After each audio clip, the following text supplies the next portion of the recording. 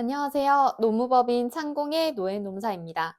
오늘은 정말 많은 분들이 궁금해하시는 2025년 2월 23일부터 시행되는 배우자 출산휴가 개정안에 대해서 자세하게 설명해 드리도록 하겠습니다. 휴가 기간 확대부터 그리고 이제 우리 사업주들 급여 지원 확대까지 여러분의 궁금증을 하나하나 해결해 드리겠습니다. 첫 번째로 다룰 내용은 배우자 출산휴가 급여를 받기 위한 조건입니다. 많은 분들이 고용보험 가입 기간이 180일 이상이어야 한다. 이 조건에 대해서 궁금해 하시는데요. 고용보험에서 지원하는 배우자 출산휴가 급여를 받기 위해서는 휴가가 끝난 날을 기준으로 피보험 단위 기간이 통상 180일 이상이어야 합니다. 여기서 중요한 점은 현재 직장뿐만 아니라 이전 직장에서도 피보험 단위 기간을 합산할 수 있다는 것입니다. 다만 종전 직장에서 퇴사한 후 3년 이내 새로운 직장에서 입사한 경우에만 이전 직장의 피보험 단위 기간까지 포함될 수 있습니다. 즉 다시 말하면 퇴사하고 나서 3년 안에 새로운 직장에 취업해야 합산이 인정됩니다. 그리고 또 실업급여를 받은 경우에는 이전 직장에서의 피보험 단위 기간이 인정되지 않기 때문에 유의해 주실 필요가 있겠습니다. 그리고 이 피보험 단위 기간은 재직 기간을 의미하는 것이 아니라요. 그 재직 기간 동안에 내 소정 근로일, 유급이 되는 그 근로일을 피보험 단위 기간으로 보고 있으니까 용어에도 좀 조심을 해주셔야 될 것 같고요. 예를 들어서 이전 직장을 퇴사하고 나서 단절 기간 없이 바로 입사했고 이전 직장과 현재 직장의 피보험 단위 기간을 합산해서 180일 이상이 된다면 급여 지원이 될 수 있습니다. 이처럼 피보험 단위 기간의 합산 여부는 여러분의 상황에 따라 달라질 수 있기 때문에 이 부분을 꼭 확인해 보시기 바랍니다.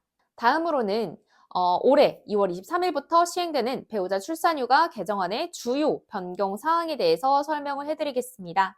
첫 번째는 휴가 기간 확대입니다. 기존에는 배우자 출산휴가가 소정 근로일 기준으로 10일이었지만 개정 이후에는 20일로 확대되었습니다.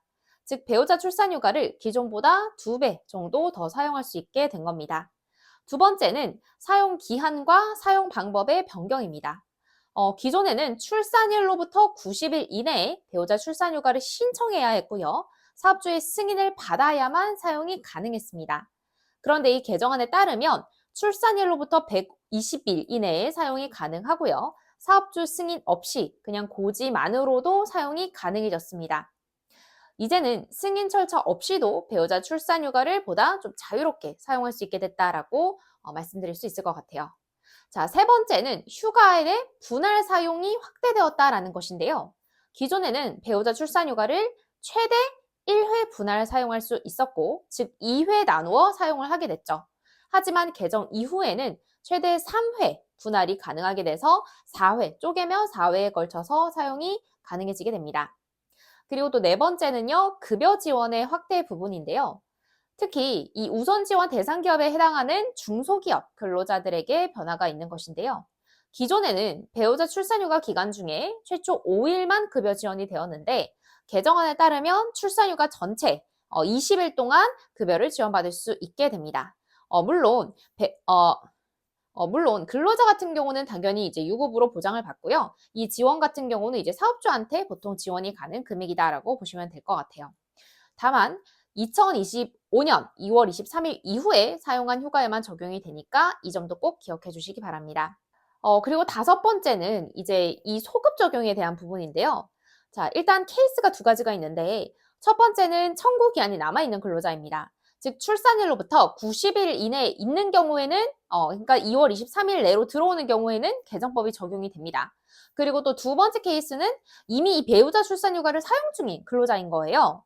자, 2025년 2월 23일 기준으로 배우자 출산휴가를 사용 중인 경우에도 90일이라는 청구 기한이 남아있는 경우에는 이 남은 휴가에 대해서 개정법이 적용됩니다.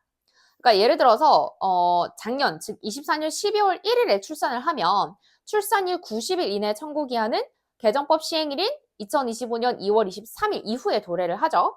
그렇기 때문에 이 케이스의 경우에는 개정법이 적용이 됩니다. 자, 그리고 다음 질문은 자문사에서 이제 줬던 내용인데요.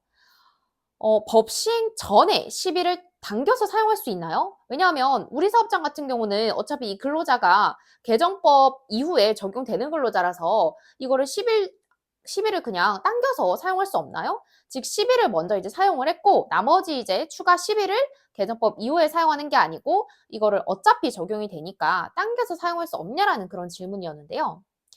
결론적으로는 사업주가 허용할 수 있습니다. 다만 정부의 급여 지원을 받을 수는 없는 거죠. 왜냐하면 정부의 급여 지원 확대는 법 시행 이후에만 적용이 되기 때문입니다.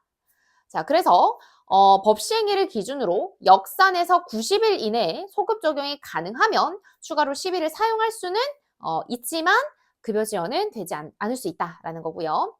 자, 예를 들어서 출산일이 25년 1월 27일이라고 하면 출산일 90일 이내에 청구기한이 법 시행일인 2월 23일 이후에 해당하기 때문에 개정법이 적용이 됩니다. 따라서 해당 근로자는 개정법 시행 후에 추가로 10일 휴가를 사용할 수 있게 되는 거죠. 자, 그리고 마지막으로 다룰 내용은요. 법 시행 전후로 나눠 사용을 하면 그러면 급여는 이제 어떻게 되냐요? 라는 이제 질문이었는데 앞에 이제 나왔던 그 질문과 조금 이제 연관된 질문인데 예를 들어서 이제 법 시행 전에 원래 10일을 사용을 하고 법 시행을 하고 나서 추가로 이제 10일을 사용한 그런 케이스를 예를 들어 볼게요. 자, 법 시행 전에 우리 고시되어 있는 금액은요. 5일분 급여를 지원하는데 이 상한액이 40만 1,910원입니다.